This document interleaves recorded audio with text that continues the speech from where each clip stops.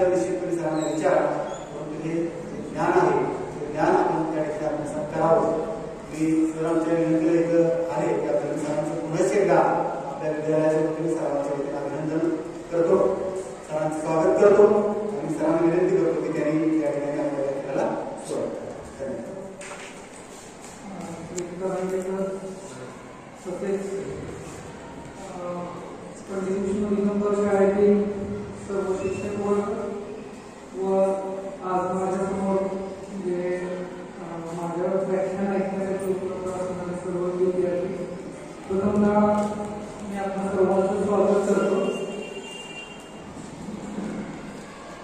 आज मी एक वेगळा विषय आपल्यासमोर मांडण्याचा प्रयत्न करतोय. तुम्ही एका वेगळ्या स्टेजमध्ये, वेगळ्या वयाच्या एका स्टेजमध्ये आहात. तुम्ही भाग्यवान आहात, लक्षात घ्या. आज मी जरी म्हटलं तुमच्या वयात यावं आणि तुम्ही जो आपला आनंद घेताय तो आनंद पुन्हा मला मिळवावा, तर ते आता शक्य नाही, हे लक्षात घ्या. आता तुम्ही जे जगताय आयुष्य हे एकदम मौल्यवान आहे, हे लक्षात घ्या, आणि त्याचा पूर्ण तुम्ही आनंद घ्यावा असं मला वाटतं. कारण आपलं ज्यावेळेला शिक्षण पूर्ण होतंय त्यावेळेला आपल्याला पुढची वेळ लागलेली असतो. म्हणजे आपण कोणत्या ना कोणत्या तरी क्षेत्रामध्ये आपलं नाव कमवावं अशी आपल्या समोर एक मोठी ऑपॉर्च्युनिटी किंवा मोठी आपल्याला पुढच्या करिअरसाठीची प्रयत्न करणं गरजेचं आहे.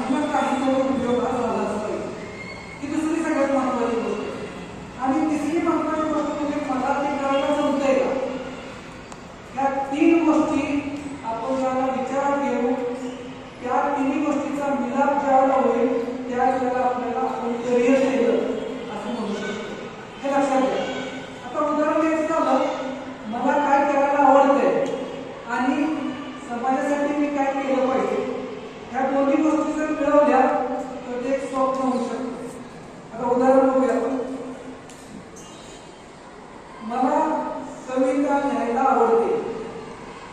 बघा, मी कविता लिहू शकतो, छान कविता लिहू शकतो, मला आवडते.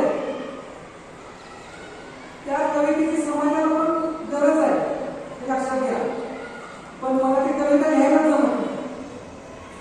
आवडते मस्त, मला कविता छान, दुसरे कविता म्हणायला लागले की मला छान आनंद होतो. पण मला स्वतःला कविता करता येत नाही. तर मी कवी म्हणून तरी बनवू शकतो का? कारण मला ती जमत नाही, हे लक्षात घ्या. मग काय होणार आहे?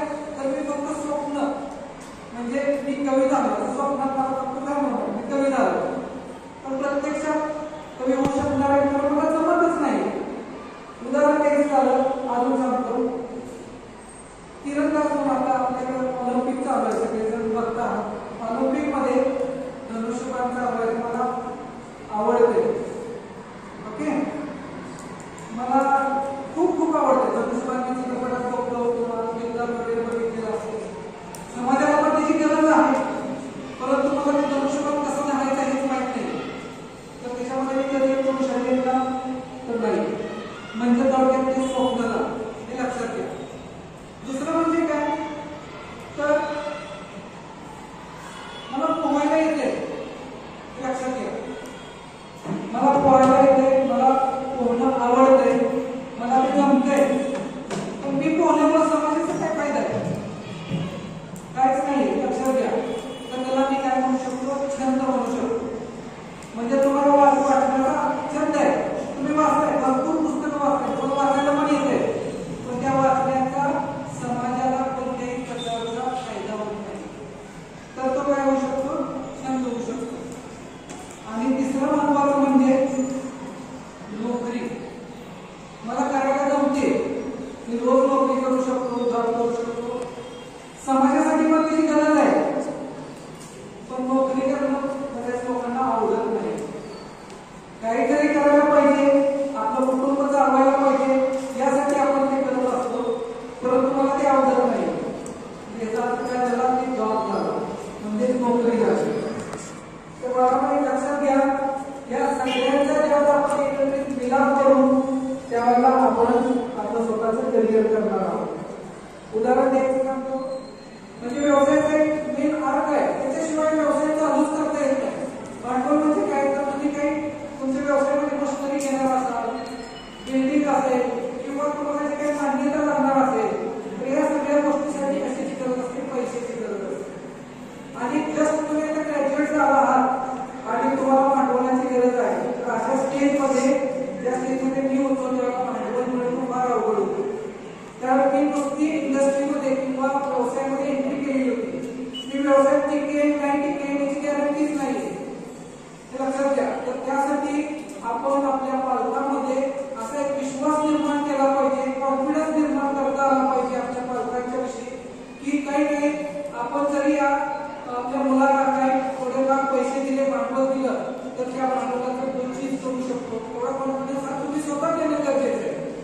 त्याच वेळेला तुमचे पालक तयार होते आणि तो कॉन्फिडन्स एकदा निर्माण झाला, हळूहळू तुम्ही तुमचा व्यवसाय स्टेजवरती घेऊन गेला की तुमच्या पाठीमागं बँका, संस्था वगैरे अशा फायनान्स कंपन्या तुमच्या पाठीमागं असतील, हे भांडवल घ्या आणि तुमचा व्यवसाय वाढवा. परंतु फर्स्ट स्टेजला तुम्हाला स्वतःलाच एक विश्वास निर्माण करता आला पाहिजे तुमच्या समाजामध्ये आणि तुमच्या पालकांच्या. एक लक्षात घ्या, तुम्ही आयुष्यामध्ये कितीही मोठे व्हा, परंतु आपल्या आई वडिलांना अजिबात विसरू नका. आपलं मूळ अजिबात विसरलं नाही पाहिजे. आपला समाज, तर मग मी माझ्या इतर कामासाठी जाऊ शकतो, नाही चुकलं तर कसं मुलगी झाली तुम्हाला ते करता येईल. तसं व्यवसाय कसा आहे का? त्याच्या मनात ठीक आहे, आज मला निवांत राहायचं, राहू शकतो निवांत. आज मला ट्रिपला जायचं, जाऊ शकतो, नो प्रॉब्लेम. पण यू आर द बॉस. म्हणजे व्यवसायामध्ये जो व्यवसायाचा मालक असतो तो काय असतो? बॉस असतो, हे लक्षात घ्या. आपल्या कल्पनांना भाव असतो, हे लक्षात घ्या. तुमची जी क्युरिओसिटी असेल, तुम्ही जे नवनवीन काही घडवण्याचा प्रयत्न करत असता, त्याला त्या बोर्डावरती खालच्या बाजूला माझं नाव यावं आहे की नाही सगळ्यांचं स्वप्न. तर त्यासाठी तुमच्या मनात एक जिद्द असणं गरजेचं आहे. आणि ते जेव्हा तुम्ही कराल, डेफिनेटली तुमचं नाव तिथं कोणीही करू शकत नाही, किंवा तिथं कोणी तुमचं नाव येण्यापासून रोखू शकत नाही. फक्त तुम्ही तुमच्या मनाला हे सांगणं गरजेचं आहे. ओके, तर हे झालं करिअर विषयी किंवा आपला व्यवसाय कोणत्या स्टेजवरती आपण येऊन घेऊ शकतो. आज मित्रांनो तुमच्या मनामध्ये एक असा प्रश्न असेल, आम्ही कॉम्प्युटर शिकण्याची काही गरज नाही. बऱ्याच लोकांना असं वाटतं की मला कॉम्प्युटरची काही गरज नाही. काही दिवसापूर्वी कॉम्प्युटर जेव्हा आला तेव्हा बऱ्याच लोकांना हा प्रश्न पडलेला की कॉम्प्युटर बऱ्याच लोकांचं काम करणार आहे, मग आमच्या नोकऱ्या जाणार, आम्ही काय होणार आहे, बेरोजगार होणार आहे, अशी भीती निर्माण झालेली. आज तुम्ही ती परिस्थिती बघताय, त्या कॉम्प्युटरमुळेच अनेक लाखो जॉब आज उपलब्ध आहेत आणि लाखो लोक काय करत असतायत, आपलं करिअर त्याच्यामध्ये केलेलं तुम्हाला पाहायला मिळेल. अशीच परिस्थिती आज देखील उपलब्ध झालेली आहे, निर्माण झालेली आहे. तुम्ही बाहेरच्या जगामध्ये थोडंसं घेतलं का सगळ्यांनी, AI, आर्टिफिशियल इंटेलिजन्स आणि चौथा डेटा सायन्स, हे 4 शब्द ह्या आयात कोर्ससाठी महत्वाचे आहेत. आणि ह्याचे स्किल जर तुमच्याकडे असतील तर जगामध्ये कुठंही तुम्हाला जॉब मिळेल. हे 4 स्किल तुम्ही अवगत करा. तुम्ही तुमचे मित्र, बहीण भाऊ जे इंजिनिअरिंग कॉलेजला ऍडमिशन घेत असतील त्यांच्याकडे हे शब्द तुम्हाला ऐकायला मिळतील. तर त्यातले मी थोडक्यात तुम्हाला सांगतो. आज जर आपण बघितलं, IoT नावाची एक फील्ड येते. तुमच्या घरामध्ये असणारे 90% सगळे इन्स्ट्रुमेंट IoT पासून तयार झाले असतील. घरातले सगळे 90% इन्स्ट्रुमेंट इंटरनेट कंट्रोल्ड असणार आहेत सगळे. आता सध्या तुम्ही त्याचा अनुभव घेत पण असाल. आता कसं सांगतो तुम्हाला, आपल्या शेतामध्ये जी पाण्याची मोटर असते, पाणी पाजण्यासाठी आपण मोटर विकतो, ती चालू बंद करण्यासाठी आता आपण मोबाईलचा वापर करू शकतो. कॉल लावला मोटर बंद होणार आहे, कॉल लावला मोटर चालू होणार आहे, लगेच तुम्हाला मेसेज येईल विहिरीतलं पाणी संपलेलं आहे, लाईट गेलेली आहे. हे सगळे मेसेज तुम्हाला इथं बसून मोबाईलवरती मिळू शकतात. भले तुम्ही तुमची जमीन पलूसमध्ये असेल आणि तुम्ही अमेरिका देशामध्ये असाल तरी पलूसमध्ये मोटर बंद झालेलीचा मेसेज अमेरिकेत येणार. तर हे कशामुळं, IoT मुळे, इंटरनेट ऑफ थिंग्स, ही एक गोष्ट आहे. दुसरी गोष्ट सांगतो, तुम्ही जेव्हा तुमच्या घरामध्ये याल, सर्व्हिसला असाल, कुठेतरी जॉबला असाल किंवा एखादा व्यवसाय तुम्ही चालवत असाल आणि दिवसभर थकून बागून घरी आला, तुम्ही घराच्या समोर उभा राहिल्यानंतर तुमचं पूर्ण बॉडी स्कॅनिंग केलं जाईल आणि तुमचा मूड कसा आहे ते सॉफ्टवेअरला सांगितलं जाईल. दरवाजा तुम्ही ओपन केला, तुमच्या मूडनुसार घरातलं वातावरण ठेवायचं आहे. ओके, तर शेवटचे 2 मिनिटं तर आपण सर्वांनी, मी जे काय थोडक्यात माझ्या व्यवसायाविषयी असेल, करिअर विषयी असेल आणि येणाऱ्या भविष्यकाळाच्या संधीविषयी मी आपला थोडक्यात काही माझे विचार इथं मांडण्याचा प्रयत्न केलेला आहे. आपण सर्वांनी तो शांतपणे ऐकून घेतला. त्याचबरोबर माननीय मुख्याध्यापक सर, शिकवणार सर असतील किंवा बाकीचे आपले पंडित विष्णू कंपन या शाळेचे सर्व शिक्षक वृंद असेल, या सर्वांनी मला इथं येऊन माझे 2 मिनिटाचा किंवा थोडक्यात असणारे जे विचार आहेत ते मांडण्यासाठी एक संधी व्यासपीठ उपलब्ध करून दिलं. त्याबद्दल मी आपल्या सर्वांच्या शुभेच्छा आभारी. Thank you very much.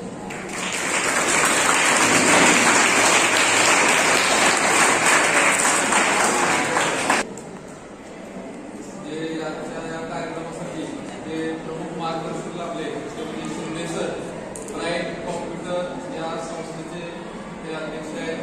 त्यांनी अतिशय छान पद्धतीने चालवलेले आहे. आपल्या आदरणीय माननीय प्राध्यापक कराटे सर यांच्या विनंतीला मार्गदर्शक उपस्थित राहिले. सर्व विद्यार्थ्यांना त्यांनी छानपैकी मार्गदर्शन केलं आणि समाजामध्ये कार्यरत असणारे जे काही व्यावसायिक आहेत ते कशा पद्धतीने व्यवसाय करतात, ते व्यवसाय करत असताना त्यांच्या डोळ्यासमोर कोणती उद्दिष्ट असतात आणि कशा पद्धतीने व्यवसाय करत असताना कोणती कौशल्य आत्मसात करून ती समाजाला सेवा देण्याचं काम करतात, त्याच्याबद्दल त्यांनी अतिशय छान मार्गदर्शन केलं. आणि भविष्यामध्ये विद्यार्थी कोणतं करिअर निवडू शकतात याच्याबद्दल देखील अतिशय छान मार्गदर्शन तुम्हाला केलेलं आहे. तुम्ही आता 9वीत आहात, भविष्यामध्ये तुम्हाला या सर्व गोष्टी भेडसावणार आहेत. कारण जसं तुमचं शिक्षण पूर्ण होईल तसं तुम्हाला करिअर निवडण्याची ओढ लागणार आहे. त्यावेळी तुम्हाला या सर्व गोष्टी उपयोगात येणार आहेत. मी पुन्हा एकदा शिंदे सरांचं आभार मानतो आणि या कार्यक्रमासाठी आपल्या विद्यालयाचे मुख्याध्यापक आदरणीय शंकराने सर आणि त्याचबरोबर शिंदे सर हे उपस्थित राहिले त्यांनी आपल्याला मार्गदर्शन केलं त्याबद्दल पुन्हा एकदा आभार मानतो. धन्यवाद.